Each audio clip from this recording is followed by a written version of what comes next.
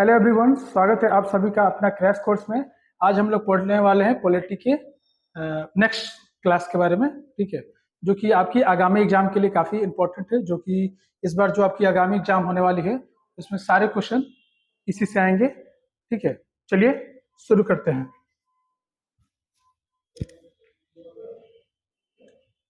देखिए, पहला जो हम लोग का क्वेश्चन है, वामपंथी दल से क्या समझते हैं, यानी वामपंथी दल है क्या।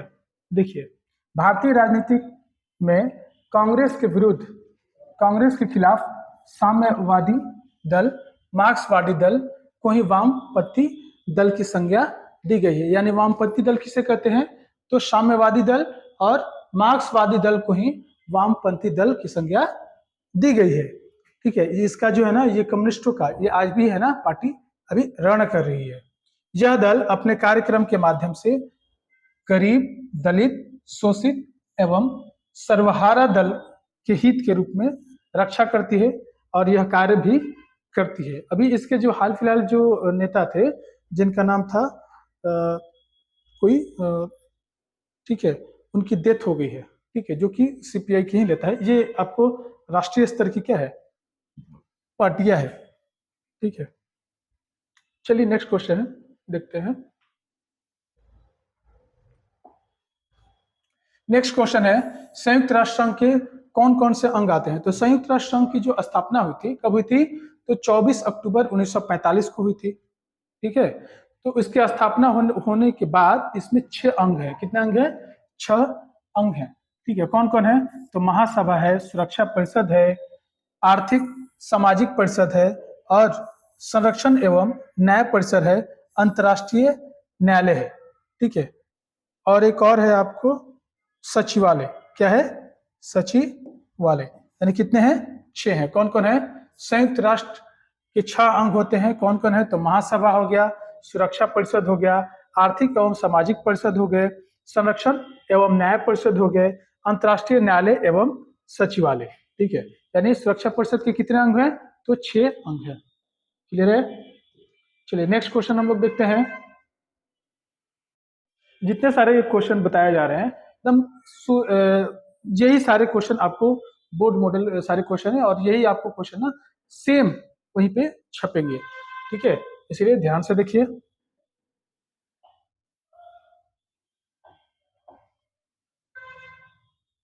नेक्स्ट क्वेश्चन है, बीमारू राज्य है ना, बीमारी राज्यों को क्या क्यों कहते हैं, और मतलब कि बीमारी राज्य क्यों, किसे कहते हैं और क्यों कहते हैं। तो देखिए, बीमारू से मतलब है वैसा राज्य जो कि आर्थिक रूप से, सामाजिक रूप से पिछड़ा हुआ हो, उसे ही बीमारू राज्य कहते हैं। जिसमें हम लोग का दुर्भाग्य से है, अपना बिहार भी जाना जाता है। यानी वैसे राज्य जो कि आर्थिक दृष्टिकोण से पिछड़े हुए हैं, है ना, वो गरीब तबके के इलाके हों, वहाँ पे सब कुछ बेरोजगारी वगैरह, शिक्षा वगैरह का अभाव हो, उसे ही क्या कहते हैं, बीमारू राज्य कहते हैं। इसमें अपना बिहार भी है। देखिए, इसमें कौन कौन से राज्य आते हैं, तो आपको आते हैं इसमें उड़ीसा, पश्चिम बंगाल, असम, है ना, और बिहार आते हैं।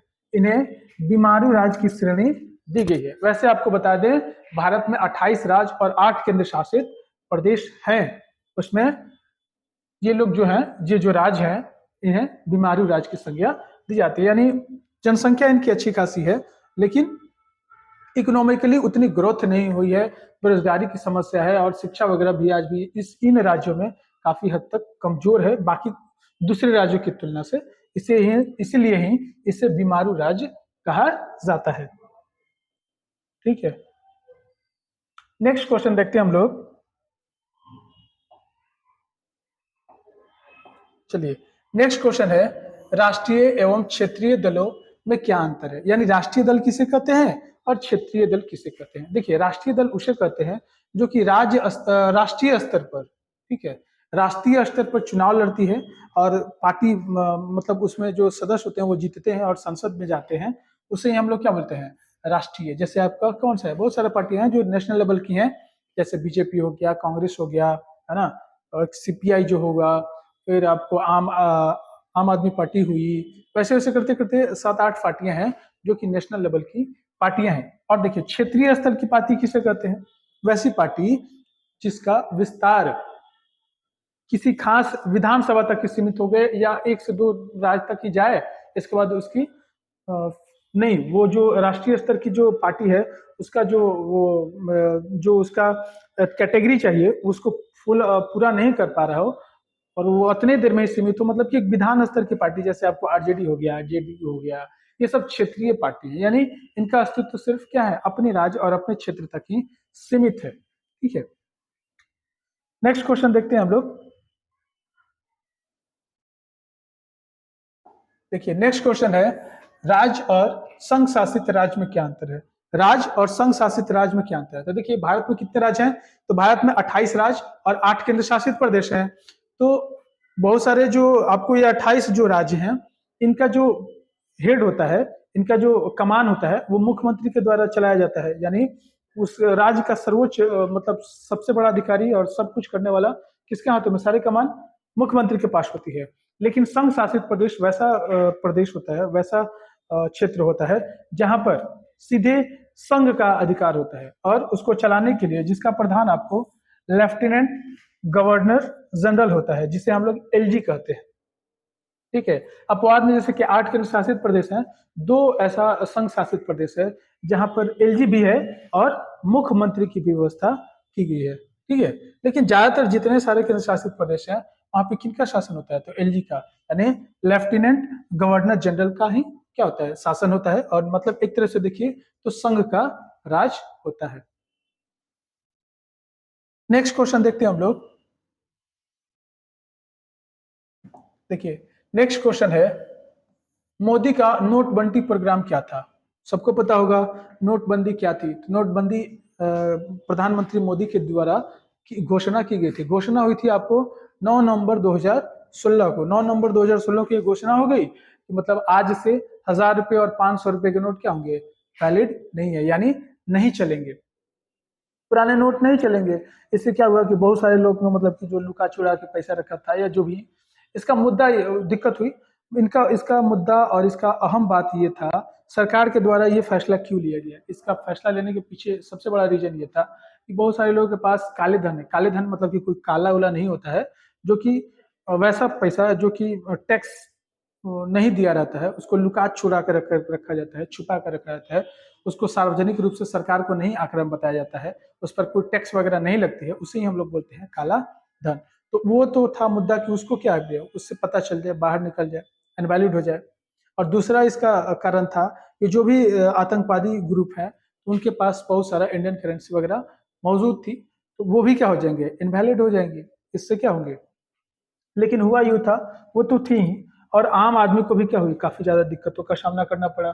उनको अपने पुराने नोटों को एक्सचेंज करने के लिए सरकार के द्वारा एक तिथि निर्धारित की गई और उस तिथि के अंदर ही आपको बैंक में जाकर के या पोस्ट ऑफिस में जाकर के लाइन में लग करके उस पैसों को क्या करना पड़ा? एक्सचेंज करना पड़ा था। काफी दिक्कतों का सामना करना पड़ा था और बहुत ज्यादा हुई थी। यही थी, मतलब यही इनकी मोदी जी की क्या थी, नोटबंदी थी।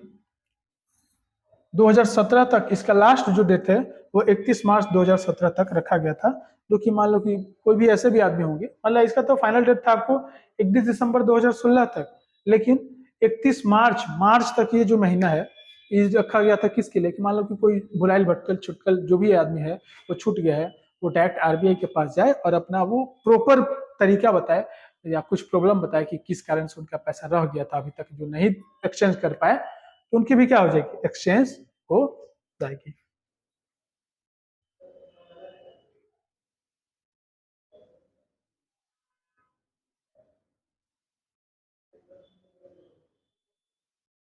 मोदी का सर्जिकल स्ट्राइक क्या है?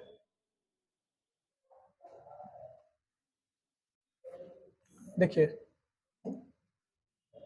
मोदी के द्वारा जो सर्जिकल स्ट्राइक हुई थी मोदी सरकार के द्वारा, वो क्या है? तो भारत और पाकिस्तान की जो सीमा लगती है, पाकिस्तान तो अपने आए दिन वही काम से तो बाज आने वाला है नहीं।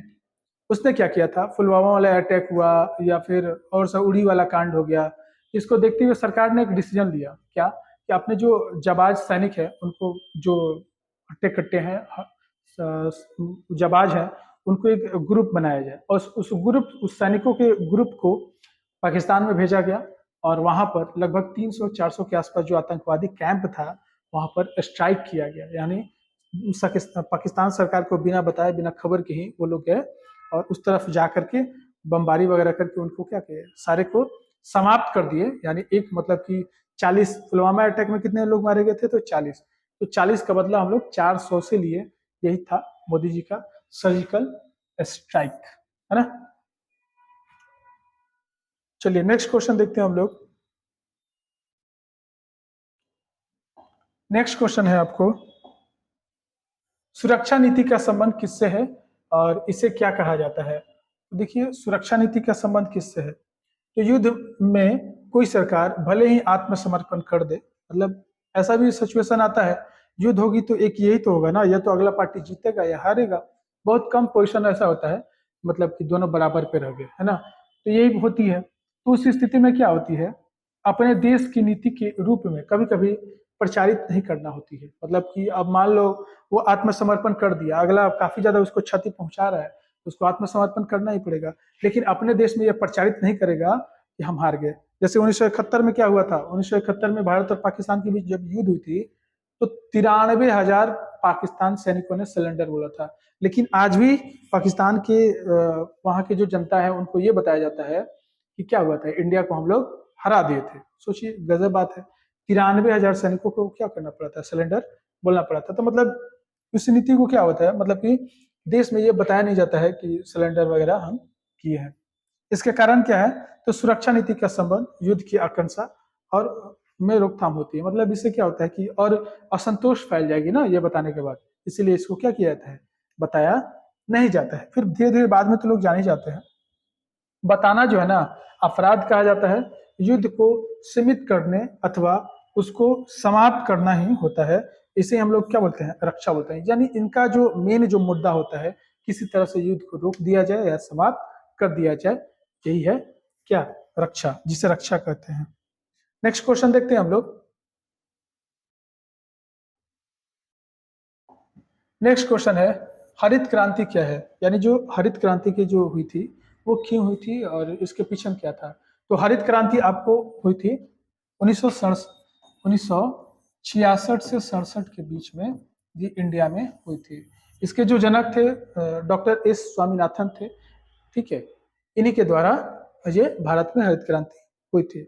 हरित क्रांति होने का रीजन ये था कि जो यहाँ की कृषि, इंडिया कृषि प्रधान देश है, तो यहाँ पर जो कृषि होती थी वो पुराने तरीके से और पुराना बीज वगैरह से ही होती थी, जिससे क्या होता था, पैदावार काफी कम होती थी।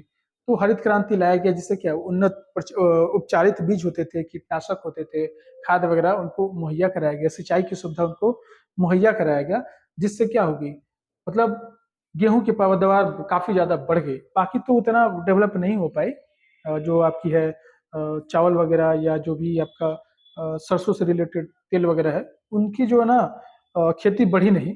बट गेहूं की पैदावार जो है ना काफी हद तक बढ़ गई थी, और इसकी शुरुआत सबसे पहले कहाँ की थी, तो पंजाब में शुरू की गई थी। यदि क्वेश्चन यदि ऐसे पूछे आपको कि हरित क्रांति की शुरुआत भारत में कब हुई थी, तो 1966 से 67 के बीच में हुई थी। किसने किया था, तो डॉक्टर एस स्वामीनाथन ने किया था। कौन से राज्य में शुरू हुई थी, तो पंजाब राज्य में शुरू हुई थी। कौन सी फसल पर सबसे ज्यादा प्रभाव पड़ा था, तो आपको गेहूं पर सबसे ज्यादा प्रभाव पड़ा था, ठीक है।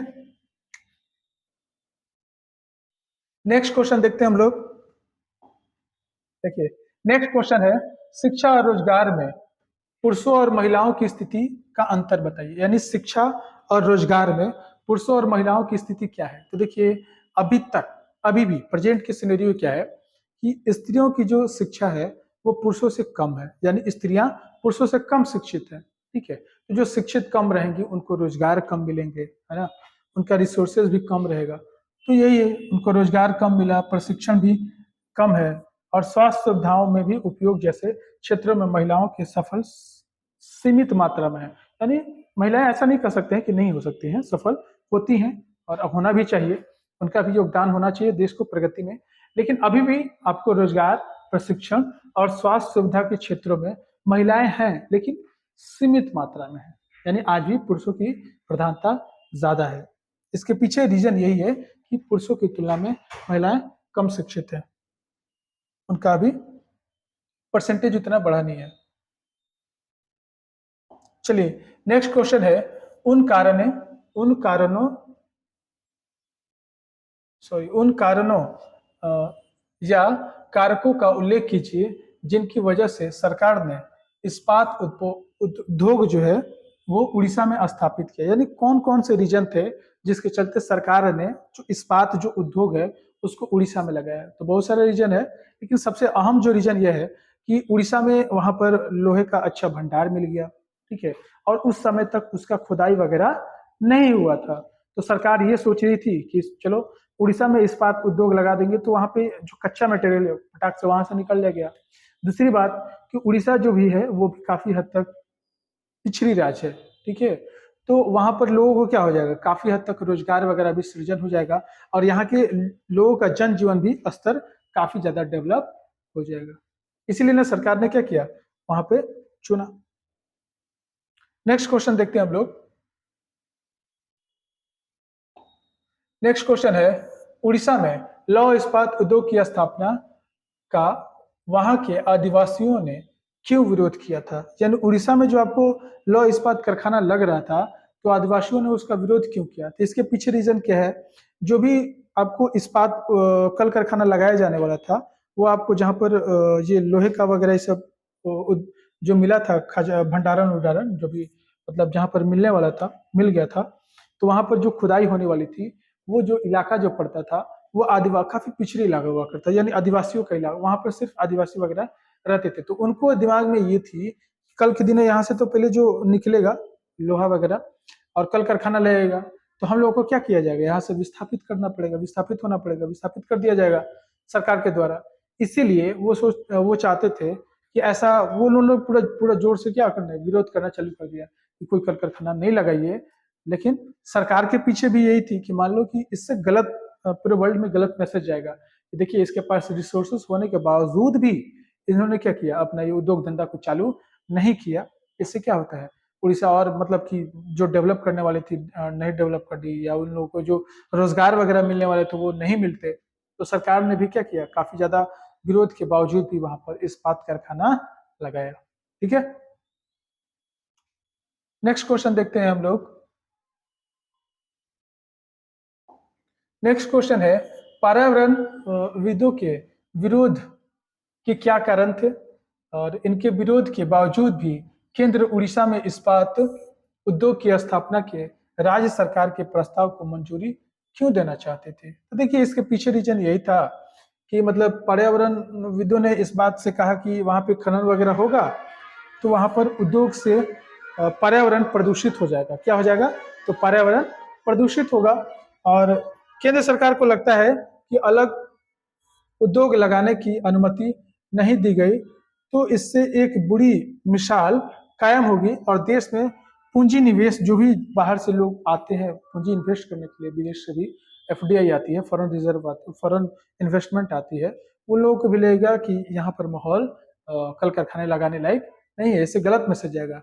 इसलिए सरकार भी, केंद्र सरकार भी चाहती थी कि जैसे भी हो यहाँ पर उद्योग धंधे को चालू किया जाए। ठीक है, नेक्स्ट क्वेश्चन देखते हैं हम लोग। देखिए नेक्स्ट क्वेश्चन है, चकबंदी व्यवस्था क्या है। देखिए चकबंदी व्यवस्था ऐसे समझिए, चकबंदी व्यवस्था को सबसे ज्यादा अभी ये सक्सेसफुल है पंजाब वाले इलाके में, इन लोगों को चकबंदी व्यवस्था फेमस किया। देखो आपका चकबंदी व्यवस्था ऐसा समझते हैं, आपका मान लो कि 5 जगह जमीन है, खेत है, मान लो यहाँ पर आपको है 1 बीघा, यहाँ पे है 2 बीघा, यहाँ पे 3 बीघा, यहाँ पे है 2 बीघा, यहाँ पे है आधा बीघा, है ना, यानी छोटा छोटा आपका 5 जगह जमीन है ना। तो चकबंदी व्यवस्था के तहत ये क्या किया गया था कि मतलब कि आपका जो है 5 जगह, तो यहाँ पे आपका बड़ा है, मान लो कि 2 बीघा का है, इसके बगल में आपका 1 बीघा है तो ये ले लीजिए, फिर ये है इसको ले लीजिए, और जो ये वाला जो इलाका है मान लो किसी का यहाँ भी होगा तो वो एक्सचेंज कर लेता था। ठीक है, और यहीं पर आपको बड़ा सा एरिया आपको 5 बीघा का क्या मिल जाता था। तो इससे क्या होती थी कि आपका जो भी रिसोर्सेस है यहाँ पर मान लो आप जो भी नलकूप वगैरह बोरिंग वगैरह लगा दे रहे हैं, ट्यूबलेट वगैरह, इससे क्या होगा, सिंचाई वगैरह होती है या सीधे से बहुत कुछ आसानी से सामान अवेलेबल हो सकता है, रिसोर्सेज भी कम खर्च होंगे इस पे। लेकिन वही रिसोर्सेज यदि 5 जगह होते तो सामान यहाँ से ले जाकर फिर यहाँ करना पड़ता था, फिर यहाँ से फिर सारे चीज को देखना होता, तो इसमें रिसोर्सेस और पैसे ज्यादा लगते थे और उतना उत्पादन भी नहीं होते थे। तो सबसे ज्यादा चकबंदी व्यवस्था को फॉलो करने वाला राज्य हमारा पंजाब वाले इलाके में, और आज भी वो लोग क्या है, उन्नत किसान के रूप में आते हैं। और सबसे ज्यादा गेहूं की प्रति हेक्टेयर में उत्पादन वही होती है। ठीक है, नेक्स्ट क्वेश्चन देखते हैं हम लोग। देखिए, नेक्स्ट क्वेश्चन है, भूमि सुरक्षा से क्या अभिप्राय है, यानी भूमि सुरक्षा के बारे में आप क्या जानते हैं। तो भूमि सुधार से अभिप्राय भूमि यानी जोतों के स्वामित्व में परिवर्तन लाना, यानी जो भूमि के जो मालिक हैं उनके ना क्या होता है, कभी कभी जो मालिक है वो खेती नहीं करते हैं, किसी को देते हैं, या उनके बाद जिसके पास खेती नहीं होता है उनकी खेत को पट्टे वगैरह पे लेकर के खेती वगैरह करते हैं। उसी में क्या किया गया है, तो उनको क्या किया गया है, स्वामी के रूप में बनाया गया है। इनसे क्या होता है, जो जिनको हम लोग बोलते हैं भूमि, जिनके पास भूमि नहीं है वो लोग क्या करते हैं, जिसके पास भूमि है उनसे पट्टे वट्टे पे लेकर के खेती वगैरह करते हैं। तो इसको भी सरकार ने क्या किया, वैलिड मान दिया। जिससे क्या होगा कि मान लो कि किसी को खेत नहीं है लेकिन वो किसी के पट्टे वगैरह पे खेत लेकर के खेती कर रहा है, तो उसको भी क्या मिलना चाहिए, जो ये केसीसी वगैरह लोन वगैरह है या जो भी सरकार की जो भी स्कीम है, तो उनपे भी उनको मिलता है। ठीक है, नेक्स्ट क्वेश्चन देखते हैं हम लोग। देखिए, नेक्स्ट क्वेश्चन है, कृषि क्षेत्र में सुधार लाने के लिए क्या क्या प्रयत्न किए गए हैं। यानी कृषि क्षेत्र में सुधार के लिए बहुत सारे उपायों को किया गया है, जिसमें आपको क्या है, भूमि सुधार किया गया है, और उत्पादन में वृद्धि कर लाने के लिए उन्नत किस्म के बीज का उपयोग किया गया है, और आपको कीटनाशक हुआ या आपको खाद वगैरह हो गया, सिंचाई की उच्चतम व्यवस्था की गई, जिससे क्या हो गई, और आधुनिक तकनीक के द्वारा मान लो कि कोई काम करने में 10 मजदूर लगते थे, वहीं एक ट्रैक्टर गया और आधे घंटे 1 घंटे में पूरा खेत को जोत देता है। तो इससे क्या होगा, यानी आधुनिकरण की भी, यानी मशीनों वगैरह का भी प्रयोग होने लगा, जिससे क्या होने लगी, पैदावार बढ़ने लगी। नेक्स्ट क्वेश्चन देखते हैं हम लोग। देखिए, जितने सारे क्वेश्चन हैं वो आपको सारे बोर्ड मॉडल क्वेश्चन है और सारे इंपॉर्टेंट क्वेश्चन हैं, जो कि आपको सीधे तौर पर एग्जाम में दोस्तों ऐसे ही क्वेश्चन आते हैं। इसलिए आप लोग से रिक्वेस्ट है कि जो भी भाई, जो भी दोस्त अभी तक तैयारी नहीं किए हैं, उनको कोई हड़बड़ाने की जरूरत नहीं है। वो सीधे सीधे इस कोर्स के साथ जुड़ जाइए और अपनी तैयारी को क्या करें, बेहतर करिए। देखिए, नेक्स्ट क्वेश्चन है, भारत अमेरिकी सॉरी भारत अमेरिकी संबंधों की उत्पत्ति कैसे हुई, यानी भारत और अमेरिका के बीच जो संबंध का जो है ना, ये कैसे जुड़ा। तो देखिए, इसके जुड़ने का रीजन देश आजाद के बाद नहीं है, जबकि देश आजाद होने से पहले का है। जैसे ही फर्स्ट वर्ल्ड वार चल रहा था, तो उसी समय से ही हम लोग का जो देश था वो धीरे धीरे उस समय से ही, second world war first world war से ही धीरे धीरे रूस के प्रति ज्यादा झुकाव हम लोग की तरफ था। ठीक है, तो पहला रीजन था कि उसको झुकाव को कम किया जाए। इसके लिए अमेरिका ने क्या अपना वो सुझाव दिए या करते थे। अमेरिका तो आपको 1776 में ही आजाद हो गया था, तो वो लोकतंत्र थी। ठीक है, तो वो भी चाहते थे कि यहाँ पे भी क्या हो, लोकतंत्र कायम हो। इसके लिए यहाँ पर जो भी आंदोलन वगैरह आता था, तो इंग्लैंड के खिलाफ, ब्रिटेन के खिलाफ वो लोग बातें रखते थे, और इंडिया को क्या करते थे, प्रमोट करते थे। जो भी यहाँ पर आंदोलन वगैरह होती थी उसको क्या करते थे, मतलब अपना सहानुभूति व्यक्त करते थे, और वो भी चाहते थे कि यहाँ पर एक लोकतंत्र की स्थापना हो। और रीजन यही था कि इंडिया जो रशिया के फेवर यानी यूएसएसआर के फेवर में जा रहा है, वो ना जा करके मेरे फेवर में रहे। और आज भी अमेरिका के साथ एक अच्छा संबंध हमारे देश का है।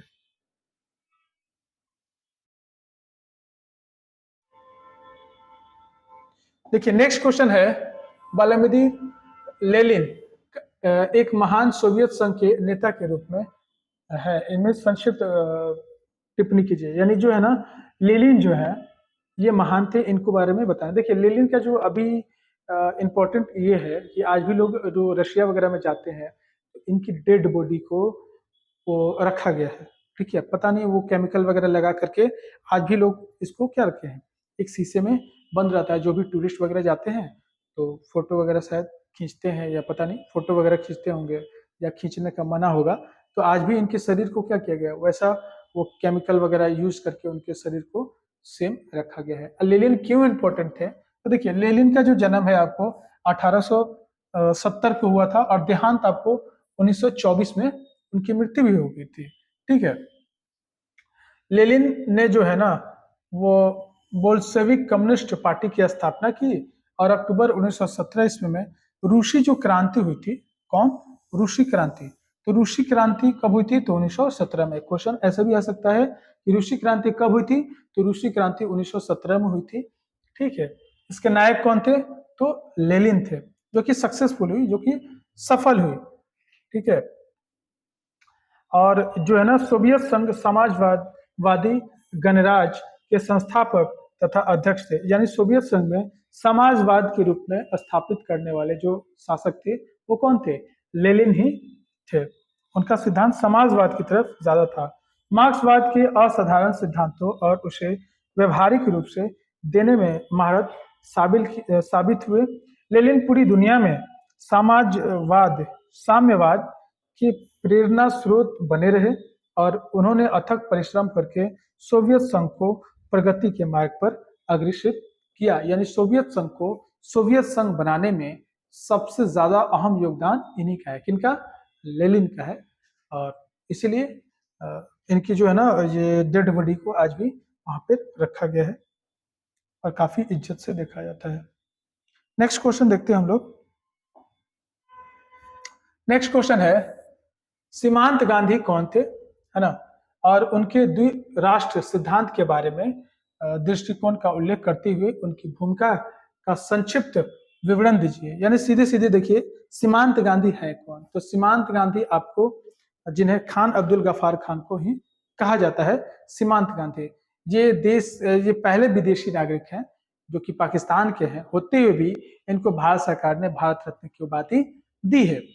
इनका योगदान ये है कि ये ना ये आपको पश्चिमोत्तर सीमा प्रांत यानी पेशावर के मूल रूप से निवासी थे और ये दो राष्ट्र यानी भारत और पाकिस्तान दो राष्ट्र के जो है ना ये घोर विरोधी थे। ठीक है। ये भी गांधी जी के परम भक्त थे और अहिंसा को ही फॉलो करते थे। ठीक है। और इन्होंने जो है लाल कुर्ती, है ना, लाल कुर्ती नामक संगठन के जन्मदाता थे। यानी क्वेश्चन ऐसे पूछे कि लाल कुर्ती जो है संगठन के जन्मदाता कौन थे? तो खान अब्दुल गफ्फार खान या सीमांत गांधी। ये सच्चे गांधीवादी और अहिंसा शांति प्रेम के समर्थक थे, इसलिए इन्हें जो प्रसिद्धि थी इन्हें सीमांत गांधी के रूप में जाना जाता है। चलिए अब नेक्स्ट क्वेश्चन देखते हैं हम लोग। नेक्स्ट क्वेश्चन है हमारे देश के बंगाल को, पश्चिम बंगाल, देखिए सबसे इंपॉर्टेंट क्वेश्चन है। हमारे देश को जो पश्चिम बंगाल है, जो उसका नाम बंगाली था, बंगाल को पश्चिम बंगाल क्यों कहा जाता है? बहुत सारे लोग जैसे कि हमारा 28 राज्य और 8 केंद्र शासित प्रदेश है, तो उसमें एक पश्चिम बंगाल भी है जिसकी राजधानी कहाँ है? कोलकाता है। देखिए जो बंगाल जो हुआ करता था, बंगाल देश आजाद होने से पहले बहुत बड़ा हुआ करता था। ठीक, जैसे देश आजाद हुआ, देश आजाद कब हुआ? तो 1947 में। 1947 में भारत और पाकिस्तान दो हिस्सों में बट गई। तो पश्चिम बंगाल को भी, बंगाल को भी दो हिस्सों में क्या किया गया? बांट दिया गया।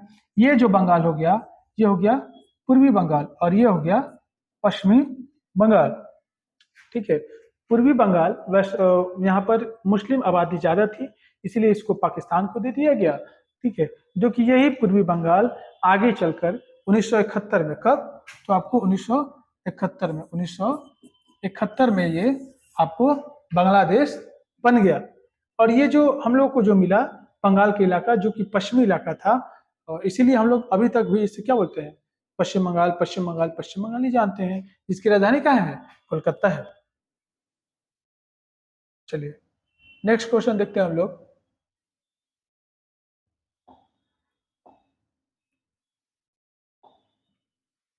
नेक्स्ट क्वेश्चन है राजवाड़ों की संदर्भ में सहमति पत्र का आज से स्पष्ट कीजिए। यानी राजवाड़ों कैसे थे देश में? जब देश आजाद हो रहा था तो अंग्रेजों ने 3 बातें रखी थी देशी रियासतों के। देशी रियासतों की संख्या कितनी थी? तो 562 थी। कितनी थी? 562। तो देशी रियासतों को ये इन्होंने अंग्रेजों ने 3 शर्त रखी थी। पहला शर्त ये थी, या तो आप इंडिया के साथ मर्ज हो जाइए, या तो पाकिस्तान के साथ मर्ज हो जाइए, या आप खुद का स्वतंत्र राष्ट्र बनाइए। तो सरकार के पास सबसे बड़ा मुद्दा ये था कि इतने सारे रियासत हैं, 500 इतनी, इनको कैसे अपने में मर्ज किया जाए, मिलाया जाए। तो इसमें सबसे बड़ा अहम योगदान जो है, बहुत सारे रजवाड़ों ने स्वेच्छा से ही क्या किया, भारत में मिल गया, और बहुत सारे पे दिक्कत भी हुआ। इसमें सबसे जो अहम योगदान जो है 3 आदमियों का था, ठीक है, एकीकरण में। पहला जो है सरदार वल्लभ भाई पटेल का था, फिर आपको ये अंग्रेज थे जो लॉर्ड माउंटबेटन का था, ठीक है। इन लोगों का ना काफी अहम योगदान था देश को एकीकृत करने में, जिससे क्या हो गया, आज हम लोग देख रहे हैं कि 28 राज्य और 8 केंद्र शासित प्रदेश है। आज मतलब यदि ऐसा नहीं हुआ रहता तो मान लीजिए कि नवाब है ना, अवध में कोई दूसरा है ना, नवाब पटौदी है, चाहे जो भी है, राजस्थान में जो भी है, तो आपको इन लोगों से क्या लेना पड़ता, अलग देश रहता तो वीजा लेना पड़ता, ठीक है। तो इनको बड़ी मुश्किलों से क्या किया गया, मर्ज किया गया। लेकिन 3 जो जगह थी उनमें ये इतनी आसानी से नहीं हुई थी, उनमें लफड़ा वगैरह हो गया था, उसको काफी दिक्कतों से लेकिन मिलाया गया था। कौन कौन, तो पश्चिम बंगाल, हैदराबाद और जूनागढ़, ठीक है। इन तीनों को याद रखिएगा। नेक्स्ट क्वेश्चन देखते हैं हम लोग। देखिए नेक्स्ट क्वेश्चन है, आंध्र प्रदेश के गठन के संदर्भ में पोट्टी श्री रामुलु का नाम किस तरह से जुड़ा हुआ है। देखिए जब देश आजाद हुई थी, देश आजाद होते वक्त इंडिया में 28 राज्य और 8 केंद्र शासित प्रदेश ऐसे नहीं थे, वो ना ये ए बी सी और डी करके यानी 4 हिस्सों में ऐसे करके बटी हुई थी, ठीक है। तो भाषा के आधार पर राज्यों की मांग उठ रही थी, और इसको लेकर के काफी ज्यादा आयोग बने थे। सबसे पहला बना था एस के धर आयोग, फिर जिन्होंने बोला कि ना ये सही नहीं है, फिर बना जवाहरलाल नेहरू और ये लोग, ये वाला जेवीपी समिति, इन्होंने भी बोला कि सही नहीं है। फिर बाद में ये बना जो आयोग, उसने उसी बीच क्या हो गया कि इनकी मृत्यु हो गई, क्योंकि अनशन पे बैठ गया आंध्र प्रदेश की मांग करने के लिए, आंध्र प्रदेश की मांग के लिए कौन, आपको पुट्टी श्री रामुलु, इनकी जैसे मृत्यु हो गई तो और ये जो आंदोलन है आंध्र प्रदेश वासियों का, ये उग्र हो गया। इसको देख के जवाहरलाल नेहरू ने बोला कि हाँ हाँ, इसको मतलब क्या किया जाए, इसको राज्य के रूप में दर्जा दे दिया जाए। यानी भारत में भाषा के आधार पर बनने वाला पहला जो राज्य था वो कौन था, आंध्र प्रदेश। ये क्वेश्चन आप याद रखिएगा। यदि क्वेश्चन पूछेगा कि भाषा के आधार पर बनने वाला भारत का पहला राज्य कौन है, तो आंध्र प्रदेश है, ठीक है। फिर धीरे धीरे समितियां आई, इन्होंने बोला कि हाँ हाँ सही है, इसको दे देना चाहिए। तो उस समय फिर जब समिति आने के बाद, ये आपको समिति आई थी 1993 में, सॉरी 53 में बनी थी, और 56 में अपना रिपोर्ट प्रस्तुत की। अधिनियम 56 में ही बना। फिर इसके बाद क्या हुआ कि आपको 14 राज्य, कितने राज्य, तो 14 राज्य और 6 केंद्र शासित प्रदेश, 6 संघ जो है ना, इसका निर्माण हुआ, ठीक है। नेक्स्ट क्वेश्चन देखते हैं हम लोग। देखिए नेक्स्ट क्वेश्चन है, बर्लिन दीवार का निर्माण एवं विध्वंस किस तरह ऐतिहासिक घटना है। तो जो बर्लिन का जो दीवार है, हुआ यूं था, जैसे सेकेंड वर्ल्ड वॉर चल रही थी, तो सेकेंड वर्ल्ड वॉर में जर्मनी हार गया था। फिर जर्मनी के हारने के बाद जो है ना, ये अमेरिका, ब्रिटेन है ना, फ्रांस, इन लोगों ने जर्मनी को एक मतलब लिचिदाना के रूप में बांट लिया कि काम कीजिए, ये वाला हिस्सा आप ले लीजिए, ये वाला हिस्सा हम ले लेते हैं, ये वाला हिस्सा हम ले लेते हैं, ये वाला हिस्सा हम लेते हैं। सोचिए उस देश के नागरिकों को क्या प्रभाव पड़ा था कि कोई दूसरे देश का आए, बोला कि ये वाला मेरा हिस्सा हो गया, ये वाला हिस्सा मेरा हो गया। इन लोगों ने क्या किया, मतलब स्थिति काफी खराब कर दी। इन लोगों ने एक दीवार का निर्माण, उसी बाद सेकेंड वर्ल्ड वॉर जब खत्म हुआ तो शीत युद्ध का दौर चालू हो गया। इसी बीच इन लोगों ने एक ना एक दीवार खड़ा किया, ठीक है। उस दीवार को हम बोलते हैं बर्लिन की दीवार। अब वहां के जो जनता थे उनको लगने लगा कि यार ये लोग बाहर से आ करके और हमारे देश पर राज कर रहे हैं, ऊपर से देखो ना हमारे देश को तो बांट रहे हैं, ये मेरा हो गया, ये मेरा हो गया। तो उन लोगों ने एकजुट हुए और संगठित बनाकर इस दीवार को क्या तोड़ दिए, यानी एक नाटकीय रूप में इसको क्या किए, तोड़ दिए। इस घटना से पूरा वर्ल्ड में फैल गई और इन सारे लोगों को क्या किए, खदेड़ दिए, और जर्मनी का एकीकरण हो गया। यानी पूरा जो जर्मनी बटा हुआ था खंडों में, वो क्या हो गया, एक हो गया। इसी को ही बोलते हैं जर्मनी का एकीकरण, और इस घटना को बोलते हैं बर्लिन की दीवार का विध्वंस। इससे क्या होगा कि शीत युद्ध भी समाप्त हो गया 1991 में, और ये जो है ना, जर्मनी का एकीकरण भी हो गया और एक राष्ट्र बन गया जर्मनी। चलिए नेक्स्ट क्वेश्चन देखते हैं हम लोग। नेक्स्ट क्वेश्चन है, स्वतंत्रता के बाद भारत जैसे नए राष्ट्र की कौन सी चुनौतियां थी? तो स्वतंत्रता के बाद भारत के पास बहुत सारी चुनौतियां थी, जैसे कि इतने बड़ी जनसंख्या है, ठीक है, और इतनी बड़ी जनसंख्या में इतने सारे अलग अलग लोग, धर्म पंथ के लोग हैं, इतने कैटेगरी वाइज बटी हुई है। अब इसमें वैसा नियम कानून नहीं बन जाना चाहिए कि मतलब कि उसको लगने लगे कि ये तो मेरे मेरे हिसाब से देश तो है नहीं। इतने सारे देश गुलामी, इतने सालों तक देश गुलाम था, और जैसे ही आजाद हुआ तो सब कुछ आता है कि मेरे हिसाब से देश हो। तो वैसा नियम कानून बनाया जाए, वैसा संविधान बनाया जाए कि सबको लगे कि हम, मेरा देश है, एकीकरण की भावना हो, देशभक्ति की भावना हो, ये नहीं कि बिखर जाए। ठीक है, तो सबसे बड़ा मुद्दा यही था। उस हिसाब से संविधान को बनाने में, इसीलिए सोच सोच करके और काफी देशों से रिसर्च वगैरह करके, काफी देशों के संविधान को अध्ययन करके जो जो इम्पोर्टेंट है उसको अपने हिसाब से तोड़ मरोड़ के पीस किया गया। इसीलिए हमारे संविधान को 2 वर्ष 11 महीने और 18 दिन का समय लग गया क्या लिखने में। जो हमारा संविधान बनकर तैयार हुआ था 26 नवंबर, कब हुआ था? 26 नवंबर 1946 ईस्वी को संविधान बनकर तैयार हो गया। लेकिन इसे 26 जनवरी 1900 सॉरी 26 नवंबर 1949 को, कब हुआ था? 26 नवंबर 1949 को। और इसे लागू कब किया गया? तो इसे लागू किया गया आपको 26 जनवरी 1950, यानी 26 जनवरी 1950 को इसको क्या कर दिया गया? गणतंत्र दिवस के रूप में लागू कर दिया गया। चलिए अब नेक्स्ट क्वेश्चन देखते हैं हम लोग।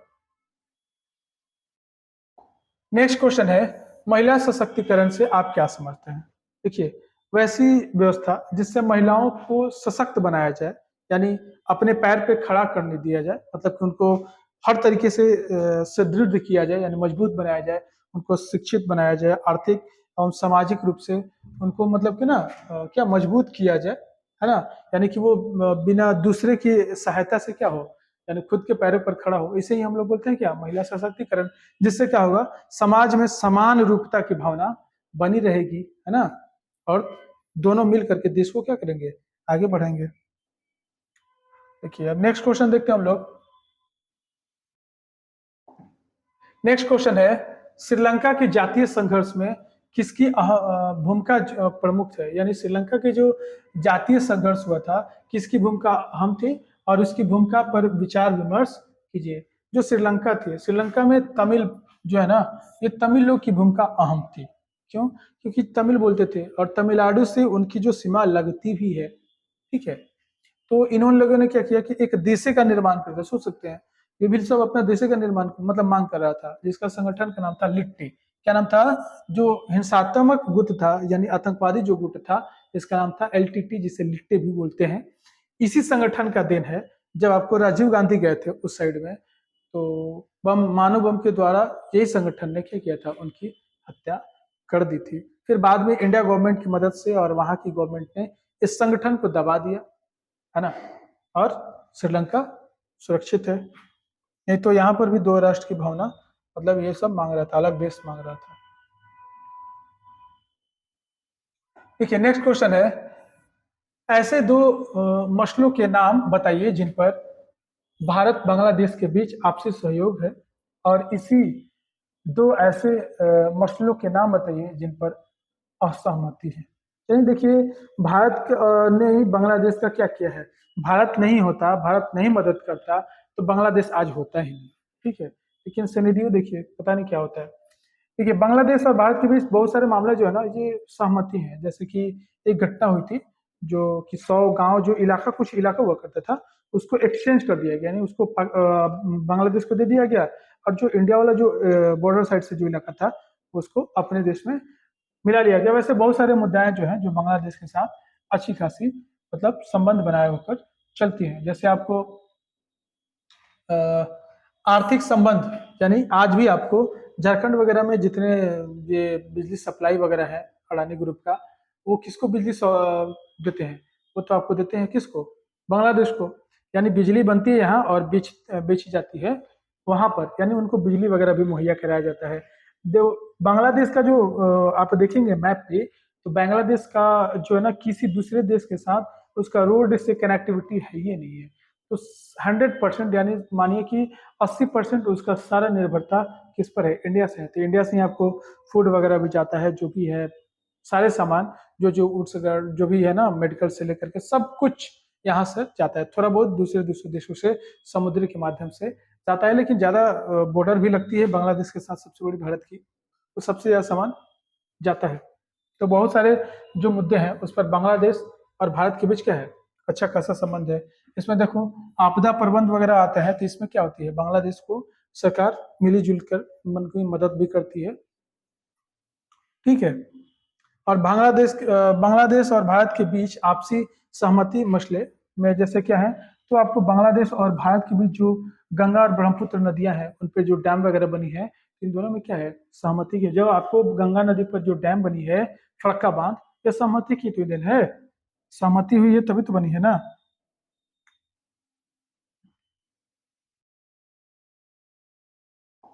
और भारतीय सरकार नदी जल में हिस्सेदारी के सवाल पर क्षेत्रीय दादा की तरह बर्ताव करती है। बांग्लादेश वाला भी कहता है कि देखिए, जो भारत सरकार है वो नदी जल की हिस्सेदारी, जब हिस्सेदारी खोजने लगेगा तो भाई हिस्सेदारी कहाँ से देगा, तो दादा का मतलब काम करती है। दादा बोला जाता है बांग्ला में बड़े भाई को, काम करती है।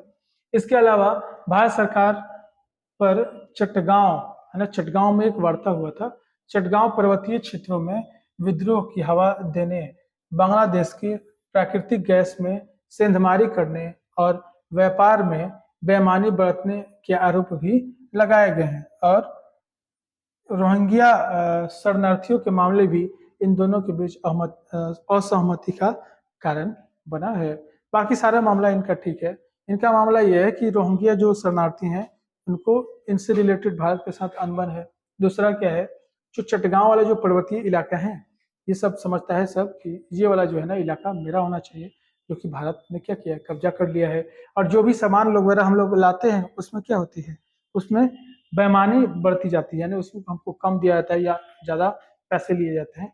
इन लोगों का ऐसा आरोप है। लेकिन सोच सकते हैं, जिस दिन भारत ने बांग्लादेश को पूरी तरह से बैन कर दिया, उन समय स्थिति इनकी क्या होगी पता नहीं। चलिए नेक्स्ट क्वेश्चन देखते हैं हम लोग। अयोध्या मुद्दा क्या है, यानी अयोध्या का जो मुद्दा है वो क्या है। सभी सभी को जानते हैं अयोध्या में कौन है, तो भगवान श्री राम है। इससे पहले क्या हुई थी, तो बहुत सालों पहले तक वहां पर एक मंदिर हुआ करती थी, ऐसा माना जाता है, ठीक है।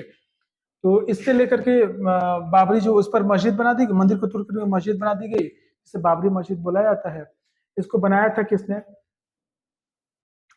तो मुगल बादशाह के जो है ना वो सिपी सलाहकार जो थे, मीर बक्की। किसने, मीर बक्की। यदि क्वेश्चन पूछे कि बाबरी मस्जिद को किसने बनाया था, तो मीर बक्की ने बनवाया था। वहां पे भगवान राम की मूर्ति को तोड़ करके और मस्जिद को स्थापित कराया था, जो कि स्वतंत्रता के बाद जैसे ही मस्जिद पर ताला लग गया, अब सेंसिटिव इलाका था, तो सरकार ने क्या किया, उसको ताला लगा दिया। फिर जैसे ही आपको 1992 6 दिसंबर 1992 को देश के विभिन्न क्षेत्रों में मस्जिद, अयोध्या में मस्जिद के विरोध खिलाफ वगैरह होने लगी, तो सरकार ने भी क्या कर दिया, वहाँ पे ताला वगैरह खोल दिया।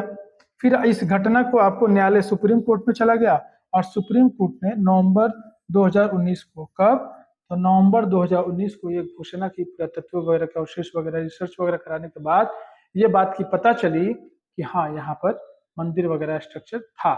तो फिर से सुप्रीम कोर्ट के आदेशानुसार वहां पर मंदिर का निर्माण हुआ, और आज वहां पे मतलब भगवान राम की प्रतिमा स्थापित की गई है। यदि क्वेश्चन पूछा जाए कि अयोध्या में कौन सी भगवान की प्रतिमा स्थापित है, तो भगवान श्री राम की। चलिए नेक्स्ट क्वेश्चन देखते हैं हम लोग। विश्व व्यापार संगठन क्या है ना। तो देखिए 1947 में गैर जनरल एग्रीमेंट ऑन टैरिफ है ना, इसकी रचना की गई थी।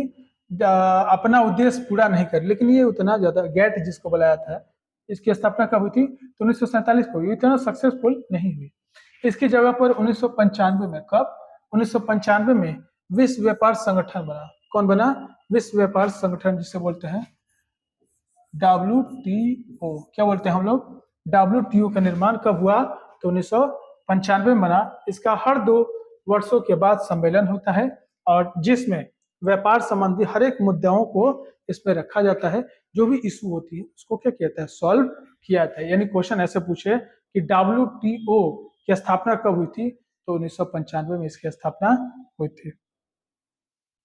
नेक्स्ट क्वेश्चन पूछते हैं, यदि पूछे गेट की स्थापना कब हुई थी, तो 1947 में।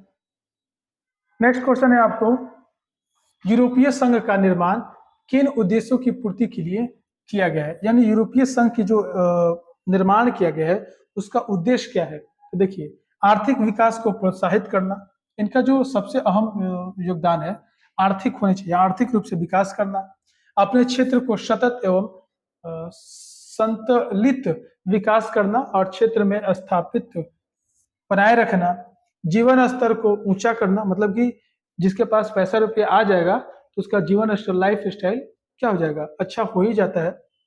और जो भी सदस्य जो राज्य हैं उनके बीच आर्थिक संबंध स्थापित करना और सभी सदस्य राज्यों को इस संधि की परिषद के आदेश का पालन करना। यानी जो भी इसमें सदस्य मेंबर जुड़ेंगे, जो भी संधि नियम कानून बनाएंगे उसको क्या करना है, फॉलो करना है। इनका यही अहम योगदान है और यही भूमिका है। आज के लिए इतना ही, मिलते हैं नेक्स्ट क्लास में, तब तक के लिए धन्यवाद।